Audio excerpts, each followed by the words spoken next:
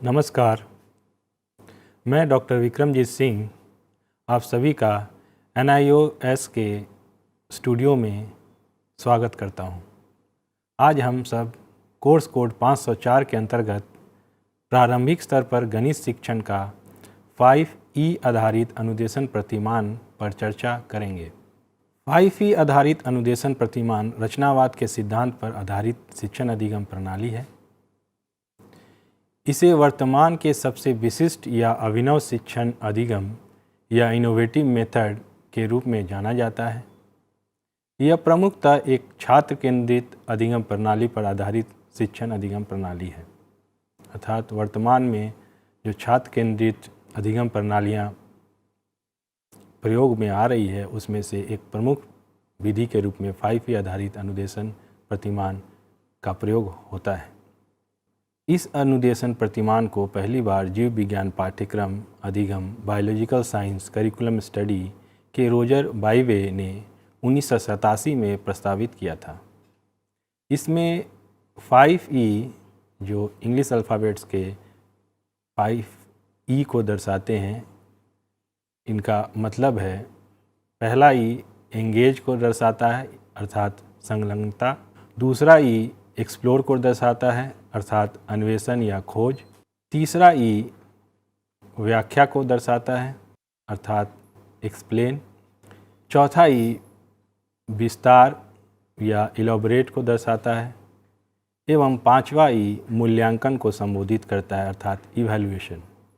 इस प्रकार 5E का अर्थ हुआ एंगेज, एक्सप्लोर, एक्सप्लेन, इलॉबरेट एंड अंत में इवैल्यूएशन। अब हम इस अनुदेशन प्रतिमान के विभिन्न चरणों को अलग अलग करके जानने की कोशिश करते हैं। इसमें पहला चरण एंगेज या संलग्नता का होता है। इस चरण में छात्रों को उनके पूर्व ज्ञान से जोड़ने का प्रयास किया जाता है अर्थात छात्र क्या जानते हैं, उनकी पूर्व जानकारियाँ क्या क्या है, उनकी पूर्व समझ क्या क्या है, उससे जानने का प्रयास किया जाता है। उन्हें नए अधिगम परिस्थितियों से जोड़ने या संलग्न करने का प्रयास किया जाता है अर्थात हम नया में क्या सीखने जा रहे हैं उसके लिए उनके अंदर रुचि उत्पन्न की जाती है, उनकी रुझान को और बढ़ाया जाता है। इसके लिए अगर संभव हो तो कुछ ऐसी गतिविधियां जो कि छात्रों में जिज्ञासा एवं नए ज्ञान के लिए अभिरुचि तैयार करे को प्रस्तुत किया जाता है अर्थात शिक्षक इसमें कुछ गतिविधियां भी करा सकते हैं जिसके कारण या जिसके द्वारा बच्चे में अभिरुचि तैयार हो, वे नए विषय वस्तु को समझने के लिए प्रेरित हो जाएं। यह सब कराने का प्रयास किया जाता है। उनमें नए अधिगम अनुभव के लिए चिंतन की प्रक्रिया का आरंभ करने का प्रयास कराया जाता है अर्थात वह यह सोचना आरंभ करते हैं कि उन्हें नया क्या सीखने को मिलेगा। छात्रों के मानसिक अवस्था में नए ज्ञान के सृजन की स्थितियां उत्पन्न कराई जाती हैं अर्थात ऐसी स्थितियां जिससे वो नए ज्ञान का सृजन कर सकें, इसके लिए उन्हें प्रेरित किया जाता है, उन्हें इसके लिए उत्साहित किया जाता है। इसके साथ छात्रों को नए अधिगम के रूपरेखा को प्रस्तुत कराना जिससे छात्र पूरी रुचि के साथ नए अधिगम अनुभव के लिए प्रस्तुत हो सके, ये कराया जाता है अर्थात वो आज क्या करने वाले हैं उसका एक डिज़ाइन, उसका एक रूपरेखा उन्हें अवगत कराया जाता है जिससे कि वह पूरी रुचि के साथ उस अधिगम प्रक्रिया में शामिल हो सके। इस प्रकार इस शिक्षण अधिगम प्रक्रिया में दूसरा चरण अन्वेषण या खोज का होता है जिसे कि हम एक्सप्लोर के नाम से जानते हैं।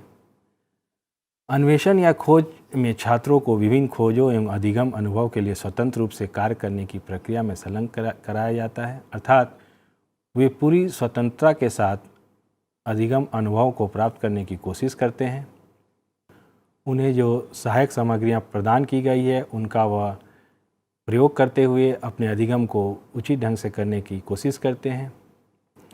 इस चरण में ऐसे अनुभव जो कि विभिन्न प्रक्रियाओं के अवलोकन, वस्तुओं के जोड़ तोड़ या मैनिपुलेशन से चीज़ों का निर्माण, सिमुलेटेड वातावरण में काम करना, विभिन्न वेबसाइट्स से जानकारियों को एकत्रित करना इत्यादि को शामिल किया जाता है।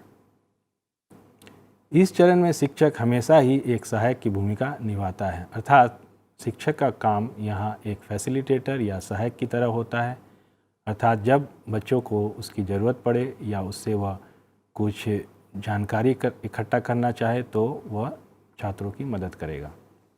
छात्रों द्वारा गतिविधियों में सम्मिलित होकर नए ज्ञान को अर्जन किया जाता है। छात्र विभिन्न प्रकार की गतिविधियां करते हुए नए ज्ञान का अर्जित करते हैं।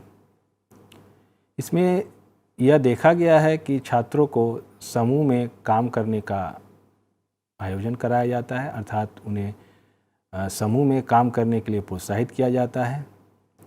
छात्र अपने अपने कार्यक्षमता एवं अपने स्वतंत्र कार्यशैली के अनुसार गतिविधियों को कर नए अधिगम अनुभव को प्राप्त करते हैं, अर्थात वे विभिन्न प्रकार से अपने अपने क्षमता के अनुसार अपने अपने कार्यशैली के अनुसार नए अधिगम अनुभव को प्राप्त करते हैं।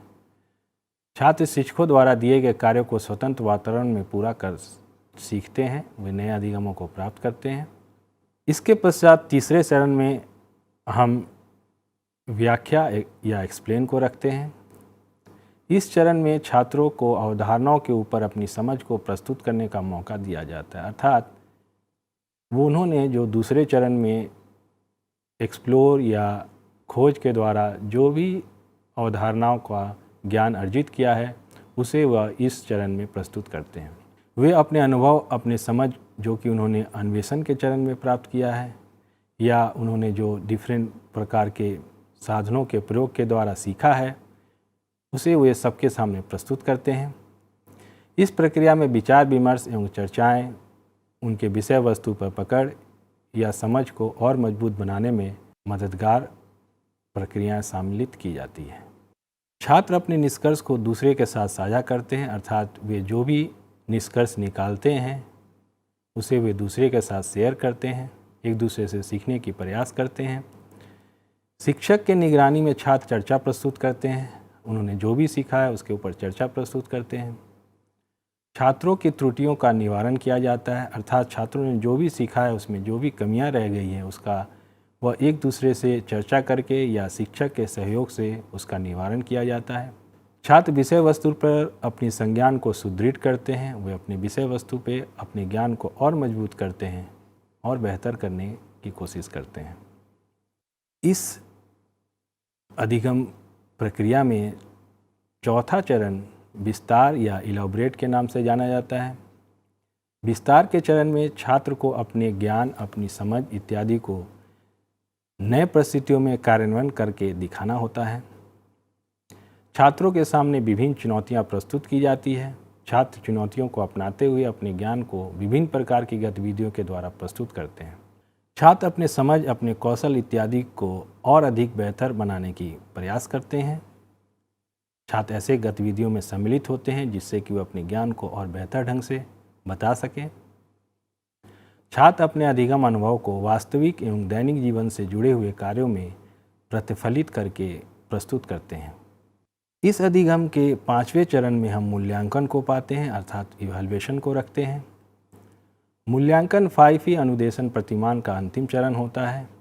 इस चरण में छात्र स्वयं के अधिगम का मूल्यांकन करते हैं और यह जानने की कोशिश करते हैं कि उन्होंने क्या सीखा है। यह मूल्यांकन वह स्वयं भी कर सकते हैं, अपने सहपाठियों के साथ मिलकर भी कर सकते हैं। इस मूल्यांकन को शिक्षकों द्वारा भी कराया जा सकता है या शिक्षकों द्वारा भी किया जा सकता है। शिक्षक अपने छात्र का मूल्यांकन कर यह जानने की कोशिश करते हैं कि वे अपने अधिगम प्रक्रिया में कितना आगे बढ़े हैं।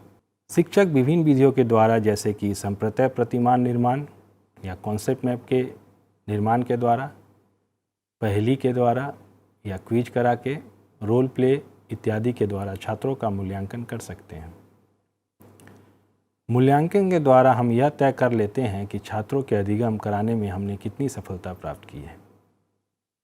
इस प्रकार हम 5E आधारित अधिगम के पांचों चरणों को देख लेते हैं।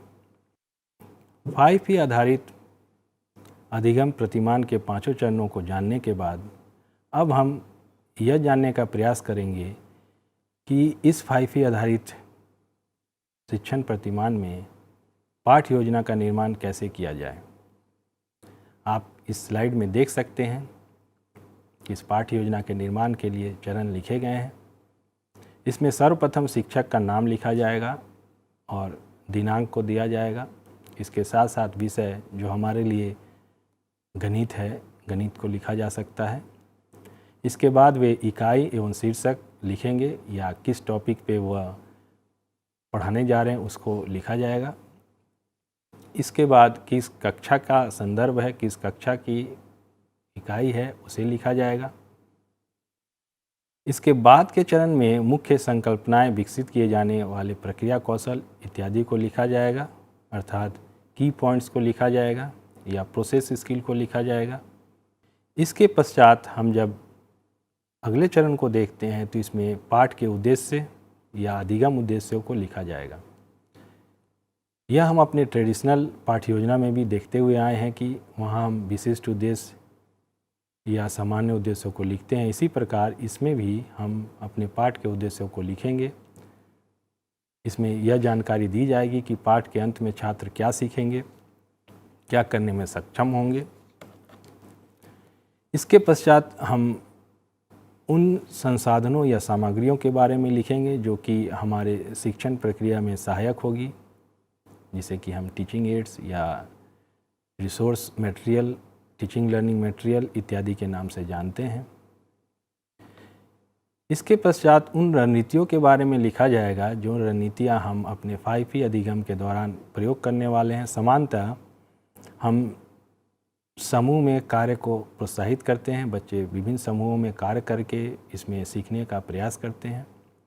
इन सब चरणों को लिख लेने के बाद हम 5E के विभिन्न चरणों में संदर्भों को लिखते हैं। जैसे कि पहला चरण संलग्नता के चरण में हम यह वर्णन करने की कोशिश करते हैं कि हम छात्रों में कैसे रुचि का ध्यान रखेंगे या कैसे उनमें रुचि को उत्पन्न करेंगे। इन बातों को यहाँ रखा जाता है। और फिर हम अपने टॉपिक को कैसे परिचय देंगे इसके बारे में भी बताया जाता है। इसके साथ साथ छात्रों को नए अधिगम के लिए कैसे तत्पर किया जाएगा यह भी लिखा जाता है। इन सब बातों को लिखने के पश्चात हम दूसरे चरण की ओर बढ़ते हैं। दूसरे चरण यानी एक्सप्लोर के चरण में हम किन किन बातों को लिखते हैं, तो इसमें हम वर्णन करने की कोशिश करते हैं कि किन किन क्रियाकलापों द्वारा छात्र अधिगम को ग्रहण करेंगे, छात्र समूह में किस प्रकार की गतिविधि कर रहे होते हैं उनका उल्लेख किया जाएगा। मुख्य संकल्पनात्मक प्रश्न सूची बनाई जाएगी जिनका शिक्षक छात्रों को प्रोत्साहित करने या ध्यान केंद्रित करने के लिए उपयोग करेंगे, इसको भी रखने का प्रयास किया जाएगा। इसके पश्चात व्याख्या का चरण या एक्सप्लेन चरण लिखा जाएगा।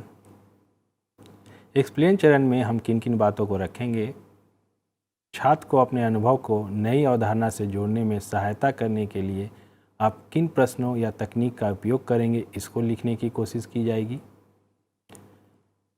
छात्रों द्वारा समूह में कार्य करते हुए अर्जित किए गए अधिगम अनुभव को सबके सामने कैसे प्रस्तुत करेंगे यह बताया जाएगा। उच्चतर विचार वाले प्रश्नों की सूची बनाई जाएगी, अर्थात हॉट्स या हायर ऑर्डर थिंकिंग स्किल वाले प्रश्नों की सूची बनाई जाएगी जिनका उपयोग शिक्षार्थी से स्पष्टीकरण प्राप्त करने के लिए किया जाएगा और उनके व्याख्याओं को सही ठहराने के लिए या उसमें सहयोग प्रदान करने के लिए जिन प्रश्नों का प्रयोग किया जाएगा वह सब लिखा जाएगा। अर्थात इस चरण में हम मुख्यतः बच्चों के अध्ययन में सहायता करने का कोशिश करते हैं या वे किस प्रकार अपने ज्ञान को सबके सामने रख पाएंगे, इसके लिए सुझाव लिखा जाता है। इसके पश्चात विस्तार या इलॉबरेट का चरण आता है। इसमें हम यह वर्णन करते हैं कि छात्रों की सार्थक अधिगम की अवधारणा कैसे प्राप्त होगी, क्या सीखने का अनुभव प्रदान किया जाएगा और यह छात्रों की टिप्पणियों से कैसे जुड़ जाएगा, यह ज्ञान कैसे हमारे दैनिक जीवन में लागू होगा, इसकी भी व्याख्या की जाएगी। अंत में मूल्यांकन का चरण होता है। उस मूल्यांकन के चरण में हम मुख्यतः छात्रों का कैसे मूल्यांकन करेंगे, या स्वमूल्यांकन होगा या सहपाठियों के सहयोग से मूल्यांकन होगा या शिक्षक के द्वारा किया जाएगा, यह सब का वर्णन किया जाएगा। इसमें छात्र कैसे अपने अधिगम क्षमताओं का प्रदर्शन करेंगे इसके बारे में लिखा जाएगा। और इसके साथ साथ उन प्रश्नों को भी रखने की कोशिश की जाएगी जिससे कि वह यह दिखा सकें कि उन्होंने पाठ के अधिगम लक्ष्यों को प्राप्त किया है। इस प्रकार हमने 5P आधारित प्रारूप को देखा है, पाठ्य योजना को देखा है। अब हम एक उदाहरण, गणित के क्षेत्र से एक उदाहरण देखकर इस पाठ्य योजना को और बेहतर ढंग से समझने की कोशिश करते हैं। आप आगे की स्लाइड में देख सकते हैं। इसमें प्रशिक्षु का नाम, दिनांक ये सब रखा जाएगा।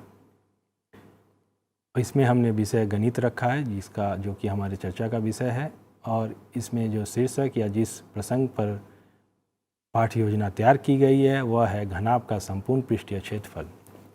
यह कक्षा 7 के लिए बनाया हुआ पाठ्य योजना है। इसमें जो मुख्य संकल्पनाएं विकसित किए जाने वाली प्रक्रिया, कौशल इत्यादि हैं वो हैं संपूर्ण पृष्ठीय क्षेत्रफल। अब पाठ के उद्देश्य क्या हैं, तो इसमें आप देख सकते हैं कि पाठ के उद्देश्य में क्या लिखा है। पाठ के अंत में छात्र घनाभ का संपूर्ण पृष्ठीय क्षेत्रफल को ज्ञात कर पाएंगे, और इस अधिगम का उद्देश्य यह भी होगा कि घनाभ का संपूर्ण पृष्ठीय क्षेत्रफल से जुड़े प्रश्नों का छात्र हल भी कर सकेंगे। अब शिक्षण सहायक सामग्री में हम क्या लेंगे इसका भी उल्लेख किया गया है। इसमें हमने घन तथा घनाभ के मॉडल, चार्ट पेपर, कैंची, स्केल इत्यादि का लिखा है। इसके पश्चात विभिन्न शिक्षण आवश्यकता को पूरा करने के लिए सुझाई गई युक्तियों में हमने लिखा है कि छात्र आपस में समूहों में काम कर अधिगम करेंगे। इसके पश्चात 5P मॉडल के विभिन्न चरणों का उल्लेख है जो कि इस पाठ के संदर्भ में या इस शीर्षक के संदर्भ में हम क्या क्या करेंगे इन चरणों में, इसके बारे में लिखा जाएगा। आप देख सकते हैं स्लाइड में। एंगेज चरण में क्या किया जाएगा, छात्रों को घन एवं घनाभ के मॉडल दिए जाएंगे और उन्हें उनका अवलोकन करने के लिए कहा जाएगा। छात्रों से घन के संपूर्ण पृष्ठीय क्षेत्रफल के बारे में पूछा जाएगा क्योंकि वो उनके पूर्व ज्ञान से संबंधित है। इस प्रकार घनाभ के पृष्ठीय क्षेत्रफल को ज्ञात करने के लिए उन्हें प्रेरित किया जाएगा। इसके पश्चात आप देख सकते हैं एक्सप्लोर चरण में क्या लिखा गया है। छात्र घनाभ के विभिन्न तलों का अवलोकन करेंगे और यह जानने की कोशिश करेंगे कि उनमें कितने तल हैं, तलों की लंबाई चौड़ाई कैसी है। शिक्षक छात्रों के रंगीन पेपर, कैंची इत्यादि देते हुए उनसे पेपर फोल्डिंग द्वारा घनाभ के पृष्ठीय क्षेत्रफल को ज्ञात करने के लिए कहा जाएगा एवं उसका सूत्र निकालने के लिए भी उन्हें प्रेरित किया जाएगा। छात्र विभिन्न समूह में कार्य करते हुए घनाभ के संपूर्ण पृष्ठीय क्षेत्रफल का सूत्र को ज्ञात करने की कोशिश करेंगे। तो अन्वेषण के चरण में छात्र घनाभ के संपूर्ण पृष्ठीय क्षेत्रफल का सूत्र ज्ञात करने की कोशिश करते हैं। उसके लिए शिक्षक ने उन्हें कुछ सहायक सामग्री भी प्रदान की है। तो वो समूह में काम करते हुए उस घनाभ के संपूर्ण पृष्ठीय क्षेत्रफल का सूत्र ज्ञात करने की कोशिश करते हैं। इसके पश्चात हम देखते हैं कि व्याख्या के चरण में यहाँ क्या लिखा गया है। व्याख्या में हम पाते हैं कि छात्र समूह में कार्य करते हुए पेपर फोल्डिंग गतिविधि के द्वारा घनाभ के संपूर्ण पृष्ठीय क्षेत्रफल का सूत्र निकालेंगे।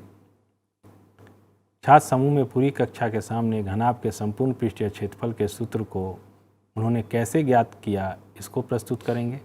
अर्थात वो अपनी समझ को, अपनी अवधारणा को कि उन्होंने संपूर्ण पृष्ठीय क्षेत्रफल को जाना है, संपूर्ण पृष्ठीय क्षेत्रफल को उन्होंने कैसे निकाला है, उसके सूत्र को उन्होंने कैसे निकाला है, यह बताने की कोशिश करेंगे। छात्र किसी दिए गए घनाभ के लंबाई, चौड़ाई, ऊंचाई को जानते हुए उससे घनाभ के संपूर्ण पृष्ठीय क्षेत्रफल की गणना को भी दर्शाएंगे। अर्थात वो विभिन्न प्रश्नों का हल करते हुए यह दिखाने की कोशिश करेंगे कि वे घनाभ के संपूर्ण पृष्ठीय क्षेत्रफल को ज्ञात कर सकते हैं। छात्र घनाभ के पृष्ठीय क्षेत्रफल से जुड़े प्रश्नों को हल करेंगे और इससे वह यह दिखाने की कोशिश करेंगे कि उनकी इस अवधारणा पे पकड़ कितनी अच्छी है। इसके पश्चात इलाबोरेट चरण को आप देख सकते हैं जो कि आपको सामने दिख रहा है। छात्र घनाभ के संपूर्ण पृष्ठीय क्षेत्रफल को जानने के पश्चात उन्हें इस प्रसंग से जुड़े विभिन्न अधिगम परिस्थितियों में प्रयोग करेंगे, जैसे कि अगर एक घनाभ जिसकी ऊपरी सतह खुली हुई है तो उसका संपूर्ण पृष्ठीय क्षेत्रफल कितना होगा। इस परिस्थिति में वे संपूर्ण पृष्ठीय क्षेत्रफल को निकालने की कोशिश करेंगे। इसी के साथ वे एक और प्रश्न जिसका जिक्र किया गया है कि एक घनाभ जिसका संपूर्ण पृष्ठीय क्षेत्रफल एवं लंबाई चौड़ाई दी गई हो तो उसकी ऊंचाई कितनी होगी, इसका पता करेंगे। इस प्रकार के विभिन्न परिस्थितियों को उत्पन्न करके उनसे यह जानने का प्रयास किया जाता है कि वह अपने अधिगम का दैनिक जीवन के क्रियाकलापों में या दैनिक जीवन में गणित से जुड़े प्रश्नों में प्रयोग कर सकते हैं या नहीं। इसके पश्चात हम मूल्यांकन के चरण को देखते हैं।